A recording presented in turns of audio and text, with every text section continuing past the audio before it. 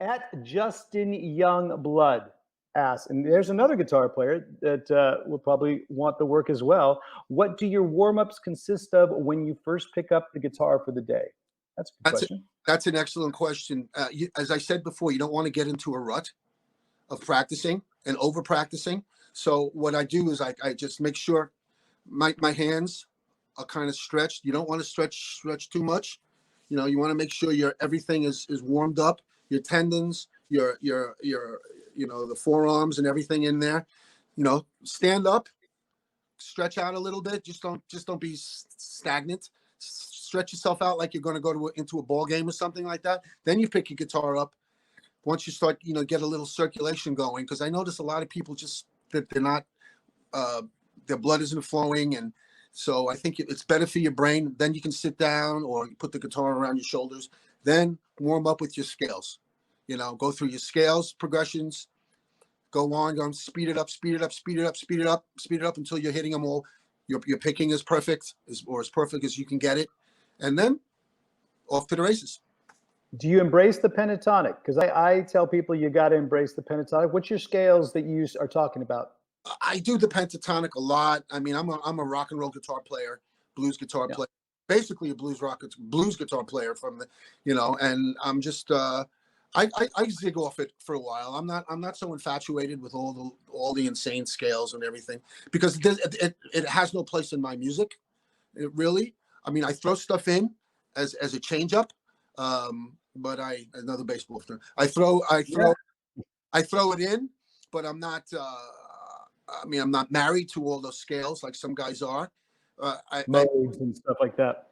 When I'm listening to Chuck Berry and B.B. King, I said, well, these guys aren't. And Angus Young. I mean, those guys. Angus Young's my contemporary. I mean, it's like we started together. I mean, I'm friends with him. I said, like, this is like, rock and roll. I mean, just like plug in, go on stage, plug in. Turn it the hell up, and so. But anything that works for you, I'm not saying that don't do it. But if it works for you, do it. Okay, I do what works for me. You do what works for you, and I'm sure a lot of everybody. I like that idea of stretching up and getting people to just not dive in. It's just kind of like stretching before you work out a regular physical. That's right. Get yourself into the nice mood, in a good mood, and then. Get your blood flowing, and then work out, and then start playing. I think you'll find that if you're warmed up a little better, you'll get better results out of your practice.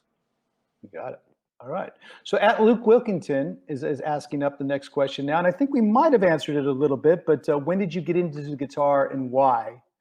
That's at Luke Wilkington. I don't know. He doesn't have it.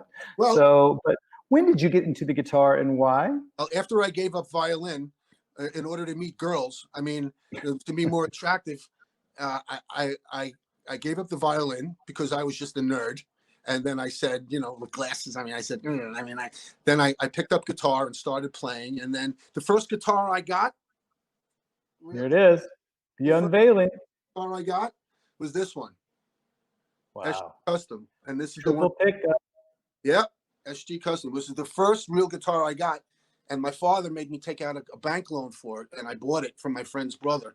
And I still play it. It's made so many records. It made Go Girl Crazy, made a ton of records.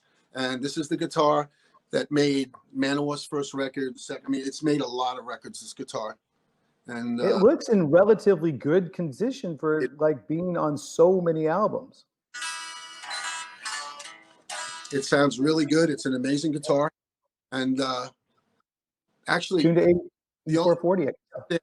Actually, Steve Bader. Oh, that's nice. He cracked it. He knocked it off the stand. We were playing with the Dead Boys in Cheap Trick in Ohio somewhere, and he walked by. He was screwed up, and he knocked it Go off. ahead. We're on the internet. But we repaired it better than it's perfect. It's really. But that's the only thing that ever happened to this baby, and I've had it all my life. I've had it since 1968. This is the 1964 Les Paul SG Custom. Honestly, I can honestly say that you can never say that you're a true Gibson guitar player unless you've broken at least one guitar neck on a Gibson Les Paul or SG or 335. because I think I've done the trifecta. I've definitely broken those, and they always break right around here, around the volute, which is like, you know, that's the classic place. But I could see yours kind of. Steve Bader really did a number on yours, man. Wow. Yep. And the look on his face was equally as horrifying as my look. But luckily I had other guitars on the road. But he was. Let me guess. It was on a guitar stand. There was a cord on the ground. His foot hit the cord, and things went, yeah, poof. Is that the classic story or what? Probably. Like, yeah. But the one thing that what I found out about Richie Blackmore. Okay. If the guitar is on the ground, there's nowhere for it to go.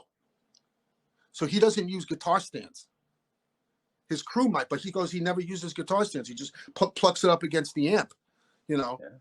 I mean, if it's on the ground already, there's really nowhere for it to go. That's science. That's like, physics, baby. Man is genius. That See, man, it's not just entertaining; it's educational here in the trenches, man. And we all on Ryan's show, baby. You get the whole 9 yards. In the trenches, man. We're dropping science. I'm Ryan Roxie, and I've taken all my years of experience of playing guitar, and I want to pass the torch of rock and roll on to you. Check out the System 12 guitar method.